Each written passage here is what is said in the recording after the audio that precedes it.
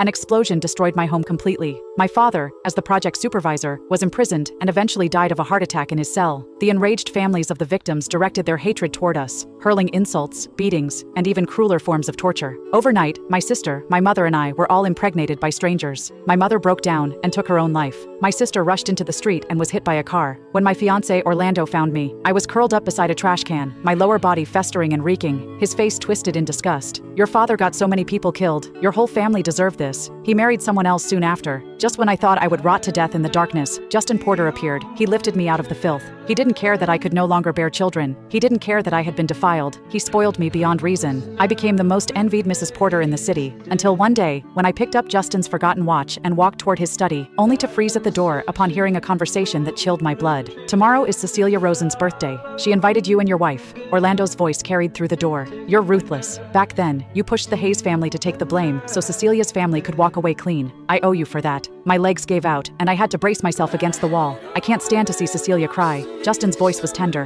Her father's mistakes. I'll erase them for her. If she wants you, I'll clear the path. Orlando scoffed. Justin, you're something. Aren't you afraid that one day Iris Hayes will find out the truth? Justin's voice turned colder. What if she does? A ruined woman like her should be grateful she even became Mrs. Porter. For Cecilia, I'd go to hell and back. I stumbled away. All his careful tenderness had only ever been for another woman. I barely made it back to my room before Justin pushed the door open. He pulled me into his arms, fingers brushing my face. You look pale. Has Lily not been taking good care of you? Before I could answer, he continued. Tomorrow is Orlando's wife's birthday party. Come with me, all right? He took out a velvet box.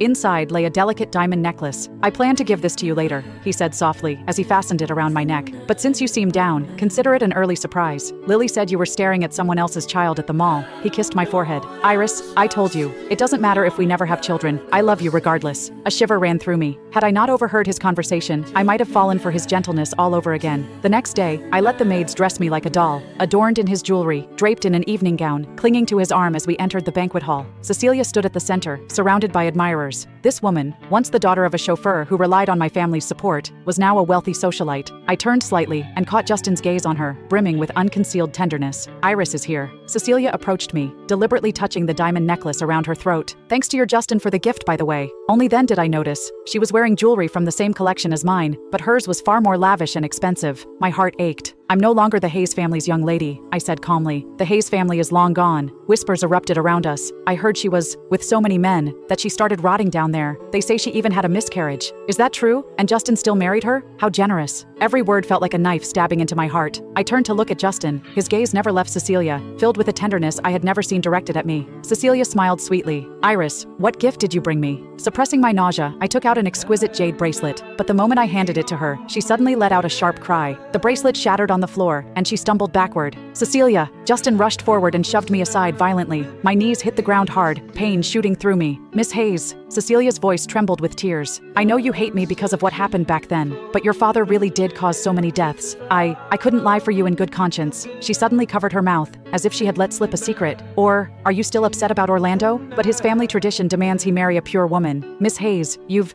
already lost several children. Gasps erupted around us. I felt countless phone cameras pointed at me, yet no one reached out to help me up. When I lifted my head, I saw Justin carefully supporting Cecilia, his gaze so tender it burned my eyes. This man, who had destroyed my family, was now letting her humiliate me in public. Apologize. Justin's voice was icy as he glared down at me. Apologize to Cecilia, now. Cecilia tugged at his sleeve. Justin, don't be like this. My tears hit the floor, gritting my teeth against the pain. My voice shook. I'm sorry, Cecilia, for ruining your mood. Justin frowned slightly at my pale face. I turned to leave, but a sudden commotion made me pause. Orlando was cradling Cecilia in panic. Blood trickled from the corner of her lips. Stop! Justin grabbed my wrist and yanked me back roughly. Among the guests were several doctors. One of them picked up a shard of the jade bracelet and gasped. There's poison on this! Justin seized my hair and slapped me across the face. My vision went black, ears ringing. Why? Would you poison me? Cecilia's weak voice came from Orlando's arms. At the hospital, a team of 50 doctors rushed to save her. I was forced to kneel by bodyguards when Orlando kicked me in the chest. If anything happens to my wife, I'll make you pay with your life. Do whatever you want with her. Justin's voice was merciless. A nurse ran in frantically. The patient is hemorrhaging. She needs an emergency blood transfusion.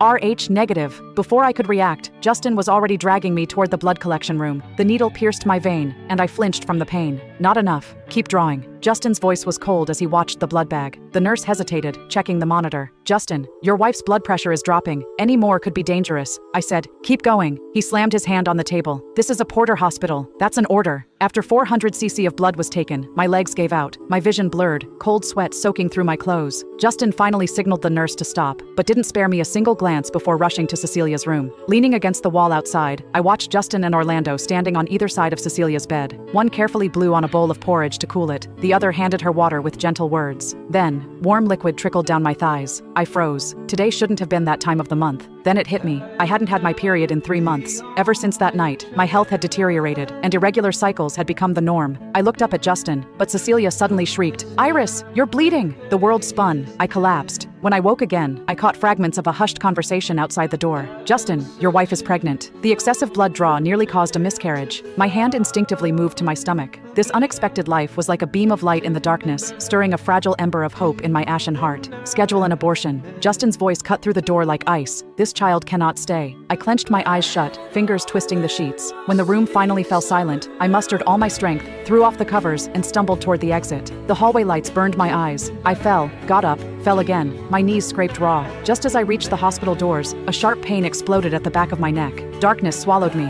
The cold metal of the operating table pressed against my skin. I tried to fight, but hands pinned me down as a needle slid into my arm. When I opened my eyes again, the sterile stench of disinfectant flooded my senses. Justin sat by the bed, his expression conflicted. "Iris." His voice was rough. "The baby had to go." I stared at him, unblinking. "Cecilia's condition." He swallowed hard. "She might still need your blood. We can try for another child later." I turned my face away, tears pooling, but refusing to fall. Lies. All of it. He just never wanted this child. There won't be another. My whisper barely left my lips. "Never again." "What did you say?" He leaned closer. His phone rang. Cecilia's voice chirped through the speaker. "Justin, Orlando isn't here. Could you take me for a walk downstairs? I'll be back soon." His coat brushed my arm as he left, trailing cold air behind him. Alone, I let the tears fall. On my discharge day, Justin mysteriously promised a surprise. The moment we stepped through the front door, blaring music assaulted my ears. "Cecilia forgave you for the poisoning incident," Justin murmured, arms snug around my waist. "She even threw this party for you." Cecilia sauntered over in stilettos, just as friends pulled Justin away for drinks. "Cecilia," I hissed, "I never poisoned you. What do you want?" Her lips curled. "Iris, did you actually believe you were Mrs. Porter?" She leaned in, her breath hot against my ear. "That marriage certificate? Fake." My blood turned to ice. The day we married, Justin had held me tight, vowed no one would ever hurt me again. Even that was a lie. "Still don't understand your place?" Cecilia's smile sharpened. Then, "Don't push me." She grabbed my wrist and yanked us both into the pool. Water swallowed me whole. Through the chlorine burn, I saw 2 figures dive. Not for me, but for Cecilia. I sank, lungs screaming, as the surface glittered further away.